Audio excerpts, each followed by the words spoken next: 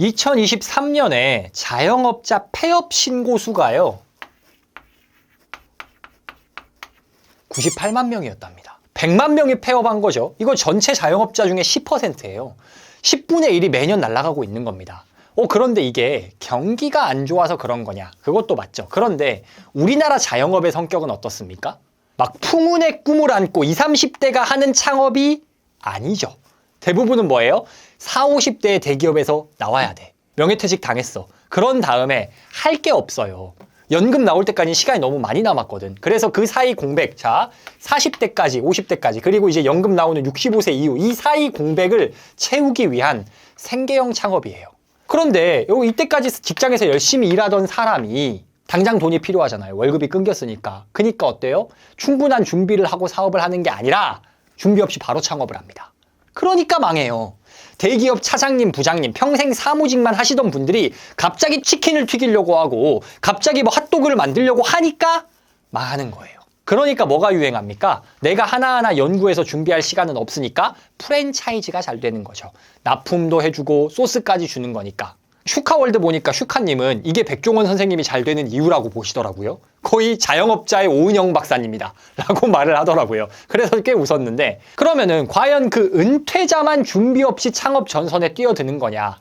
안타깝게도 20, 30대 그냥 사업하겠다고 처음 도전하는 사람들도 다 마찬가지입니다. 준비 안 하고 다짜고짜 창업을 해요. 그게 벤처 정신, 도전 정신 아닙니까? 그렇게 볼 수도 있죠. 결과가 좋으면. 근데 결과가 안 좋으면 무모함으로 비춰질 수도 있는 거죠.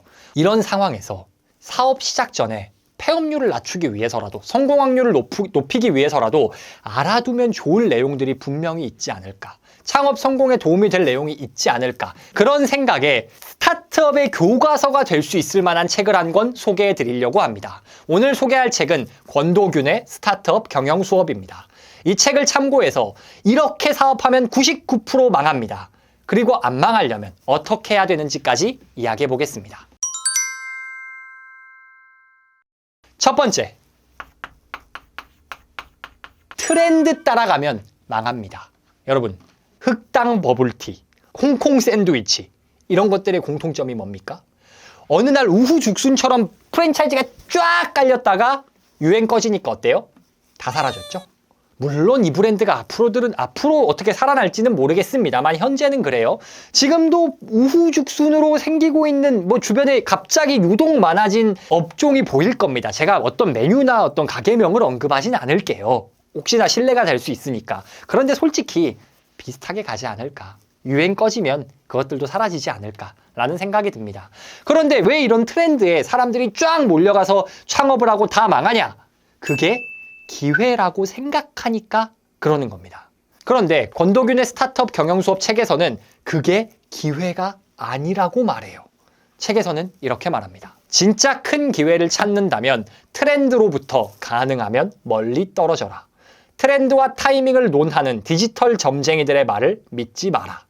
자신이 가진 것이 무엇이고 얼마나 준비되었느냐가 더 중요하고 거기가 출발점이다. 기회를 놓칠 것 같은 조급함이 트렌드를 신경 쓰게 만든다. 조급한 마음은 판단력을 흐리게 만들 뿐이다. 자신의 것이 아닌 트렌드에 성급하게 올라타지 마라. 설국 열차에 꼬리칸에 탄 자신을 발견하게 될 것이다. 남이 만든 판에 들러리를 서서 그 판의 잠재성을 현실로 만드는 데 기여하며 그 판을 만든 사람이 성공하는 데 일조하면서 자신은 장렬히 희생당하고 있을 가능성이 높다. 뭐라고요? 기회를 찾는다면 트렌드에서 멀어져야 된다는 겁니다. 트렌드는 기회가 아니에요. 왜? 그런 말 있지 않습니까? 야, 네가 알 정도면 그게 좋은 정보 맞냐? 투자할 때 이런 말 많이 듣죠? 우리에게 기회라고 느껴질 정도의 트렌드면은 이미 늦었을 수가 있다는 겁니다. 이 트렌드라는 것의 특징이 뭐냐면요. 지금이 아니면 안 될 것 같다는 느낌이 들어요. 그러니 사람들이 거기에 달려듭니다. 그런데 여러분, 세상에 지금 아니면 안 돼, 이거 아니면 안 돼라는 이분법이 통합니까? 안 통해요. 세상은 흑백이 아니에요. 회색이에요. 보통 지금 아니면 안 돼, 이거 아니면 안 돼의 결말은 뭐냐? 폭락입니다. 코로나 이후에 부동산 시장 불장 보지 않으셨습니까? 야, 이거 박자 타야 된다 하면서 영끌해가지고 막 올라탄 결과가 어떻게 됐습니까? 가격이 감당 못할 선까지 올라가니까 금방 거품이 꺼져버리잖아요. 이게 투자에만 적용되냐? 사업에도 마찬가지라는 겁니다. 지금 이 사업 아니면 안 돼라는 건 세상에 없다는 거예요. 지금 아니면 안 된다라는 말이 나올 때는 어때요? 보통 그때가 막차예요. 오히려 무슨 말이 맞는 겁니까? 기회는 항상 열려 있다가 맞는 말입니다. 왜? 사업이란 기본적으로 뭘까요? 사업은 기본적으로 사람들의 수요와 문제를 해결해 주는 겁니다. 그런데 여러분, 원시시대 유사 이래로 수요와 문제가 없던 시기가 있습니까? 단 한 번도 없어요. 조선시대 저작거리도 사람들의 수요를 해결해 주기 위해서 생긴 겁니다. 지금도 마찬가지예요. 역사상 단 한 번도 수요가 없던 적은 없고, 즉 사업 기회가 없던 적은 없다는 겁니다. 그러니 트렌드보다 중요한 건 뭐예요? 실력이라는 겁니다. 내가 얼마나 준비되었는지가 더 중요하다는 거예요. 트렌드와 맞지 않아도요, 실력이 있는 사람들은 먹고 사는데 지장 없습니다. 여러분, 우리 출산율 떨어진다, 학생 수 준다 그러잖아요. 그렇다고 해서 스타 강사가 사라질까? 저는 그렇게 보지 않습니다.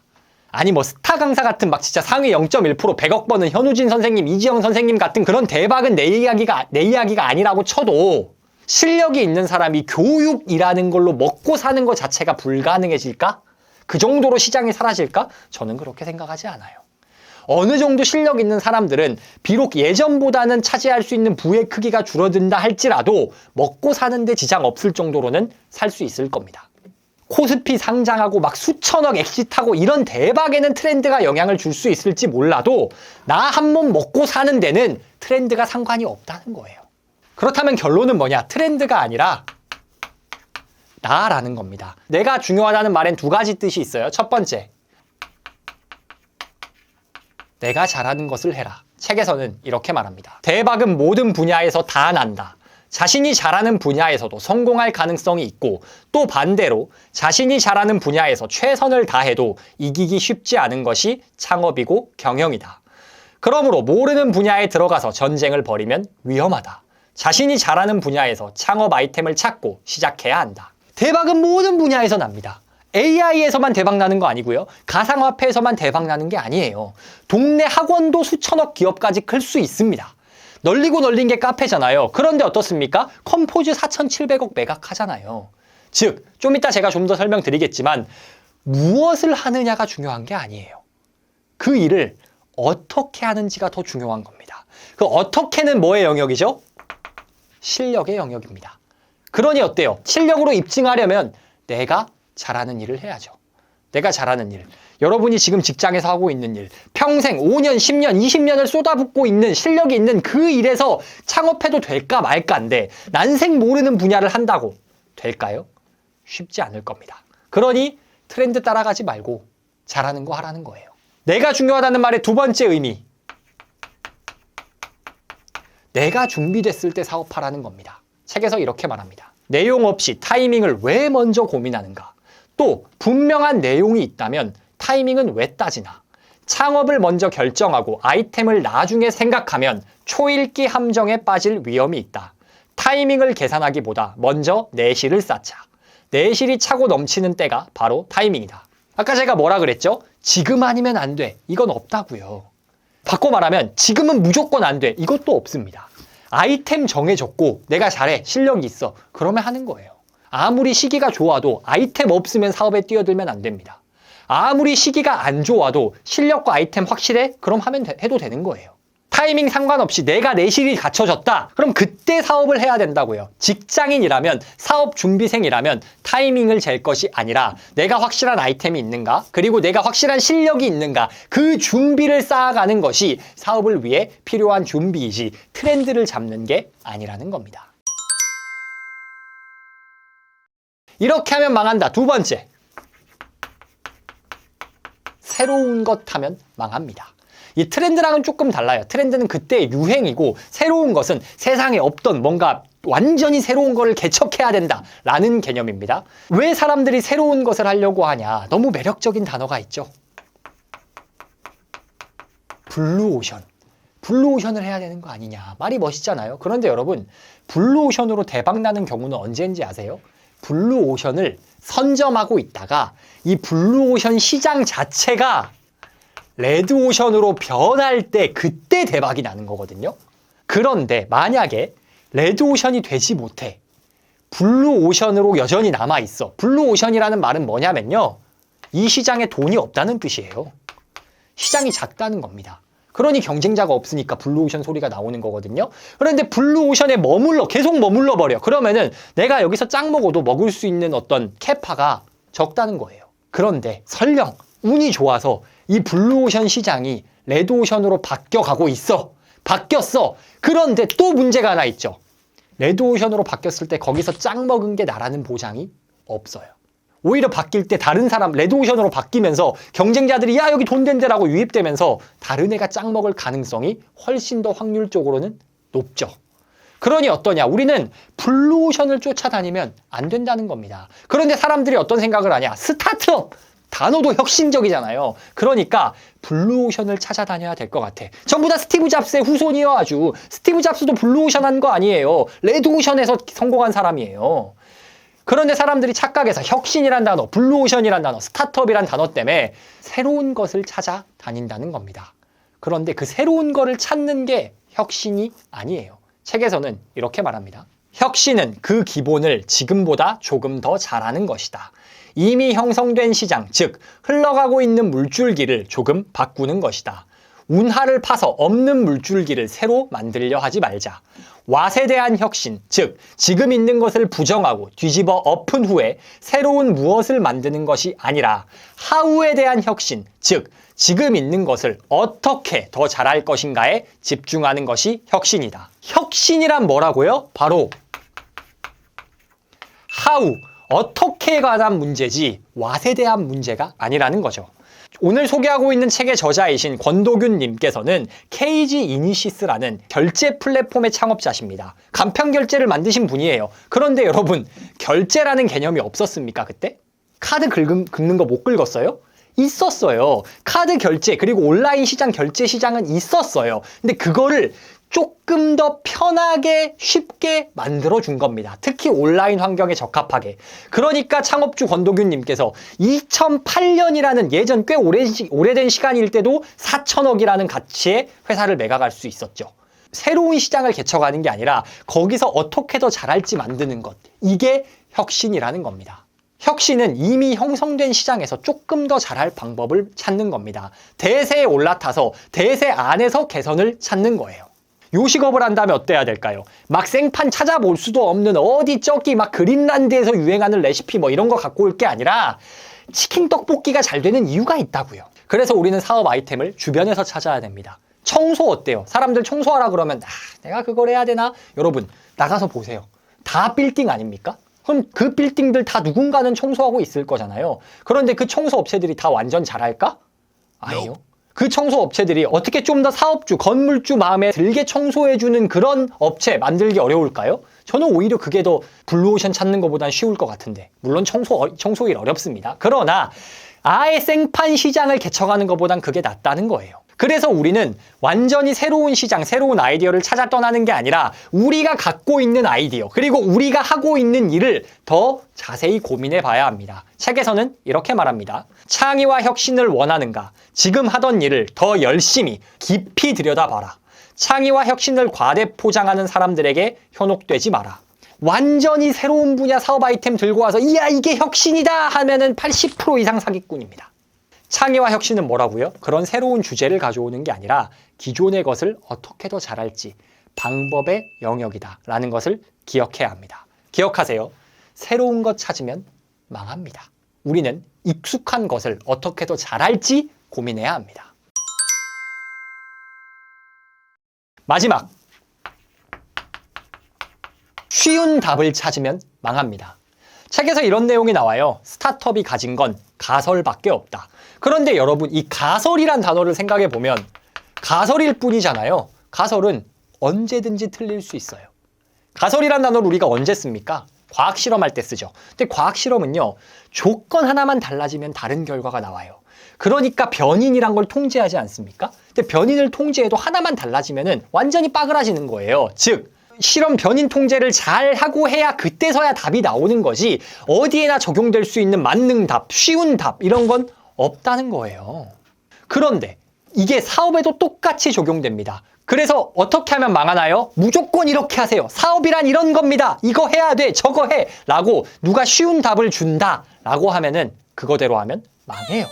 그런데 사람들은 쉬운 답을 원해요. 명쾌한 답을 원해요. 이렇게만 하세요를 원해요. 그러니 전문가를 찾아다니고 그 결과 사기당하고 망하고 하는 겁니다. 이게 뭐랑 똑같은 거냐면요. 그 재테크에서도 쉬운 답이 하나 있어요. 사람들이 좋아하는 답. 월세 따박따박. 그 결과 어떻습니까?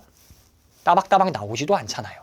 그럼 투자에서는 올바른 답이 뭡니까? 어렵더라도 자기가 투자를 공부해서 가치 있는 상품을 볼 줄 아는 게 본질이잖아요. 쉬운 답이 아니라 어려운 답을 찾아 나서야 된다는 겁니다. 사람들이 많이 빠지는 쉬운 답의 함정이 있어요. 그게 뭐냐면 내 고객은 이걸 좋아할 거야 라고 자기가 섣불리 결론을 내버리는 겁니다. 책에서는 이렇게 말합니다. 사업과 고객에 대해 성급히 예단하지 마라. 성급히 쉬운 해석으로 추론하려 하지도 마라. 쉬운 답을 취하면 편안함과 안정감은 느끼겠지만 그 너머에는 오류의 절벽이 기다린다. 질문 자체를 계속 붙잡아라. 미해결 상태의 불안을 견뎌라.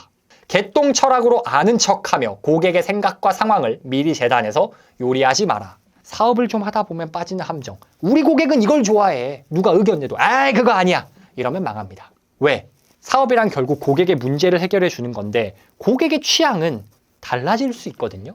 그리고 또 미묘해요. 똑같은 제품도 누구한테 파냐에 따라 고객 집단 따라 원하는 게 좀 다르거든요. 그러니 무조건 이거다. 하나만 이렇게만 하면 돼. 라는 거는 존재하지 않는다는 거죠. 사업 하나만 성공해 본 사람들이 빠지는 함정이 이겁니다. 한번 잘 됐다고 고객을 다 안다고 생각하는 것. 쉬운 답에 또 다른 예시가 있어요. 그게 뭐냐? 직원 뽑아서 시키면 알아서 잘하겠지? 절대 그런 일은 없을 겁니다. 왜? 사장님들이 빠지는 함정이 있어요. 사장은 실무를 하면 안 돼. 그러니까 직원한테 일을 시켜. 근데 못 믿음스러워. 그러면 자기가 막 그거에 뛰어들면 직원들은 불평하겠죠. 자기가 무슨 사장이 아니라 대리인 줄 아나. 이렇게 말하는데 책에서는 대리 소리 듣는 걸 두려워하지 말라 그럽니다. 뭐라고 말하냐? 대리라고 불리는 한이 있어도 이미 이룩한 일에 대한 칭찬에 마취되어 부족한 부분을 지적하고 개선하는데 양보하지 마라. 중용을 지켜야 한다거나 시스템으로 일해야 한다거나 믿고 맡겨야 한다는 그럴듯한 말에도 속지 마라. 고객과 제품 품질과 같은 핵심 분야에 대해서는 CEO의 높은 기준을 지켜내고 회사의 철학과 신념을 반드시 실현하라. 직원 뽑아서 일 맡겨야죠. 시스템으로 일해야죠. 그러나 그 시스템이 잘 굴러가고 있는지 확인은 대리 소리를 듣더라도 실무에 뛰어드는 것처럼 느껴지더라도 사장이 해야 된다는 겁니다. 그걸 하지 않는다? 그리고 나서 조직이 알아서 돌아가기를 바란다? 쉽지 않다는 거죠. 시스템은 사장의 시간과 사장의 노력으로 돌리는 겁니다. 그걸 모르고 쉬운 답을 찾아서 알아서 해주겠지 혹은 우리 고객은 이러면 되겠지 라고 예단하는 것. 이게 99% 사업이 망하는 길입니다. 오늘은 이렇게 하면 사업 99% 망한다 라는 내용에 대해서 권도균의 스타트업 경영 수업을 참고해 이야기해봤습니다. 첫 번째, 트렌드 따라가면 망한다. 트렌드가 중요한 게 아니다. 실력이 중요하다. 내가 잘하는 것을 내가 준비됐을 때 하는 것이 트렌드보다 훨씬 더 중요하다. 두 번째, 새로운 것 하면 망한다. 세상에 없던 새로운 아이템, 블루오션 아이템을 찾으려면 안 된다. 내가 운하를 내려고 해선 안 되고 이미 흐르는 강줄기를 살짝 바꾸는 것이 성공으로 가는 방법이다. 마지막, 쉬운 답을 찾으면 안 된다. 마치 변하지 않는 불변의 법칙이 존재하는 것 마냥 혹은 간편하게 직원에게 맡겨서 사업이 잘 굴러갈 거라 생각하면 안 된다. 내가 직접 뛰어들어야 하며 마치 가설을 검증하는 실험하는 사람의 느낌으로 그 감성으로 내가 뛰어들어서 어려운 답을 내리겠다는 자세로 임해야 사업에 성공할 수 있다. 여러분은 어떠신가요? 사업에 관심 있으신 분들 혹은 사업 초기 문제를 겪고 계신 분들 오늘 이 영상 그리고 권도균의 스타트업 경영 수업 꼭 참고해 보시기를 강력 추천드립니다.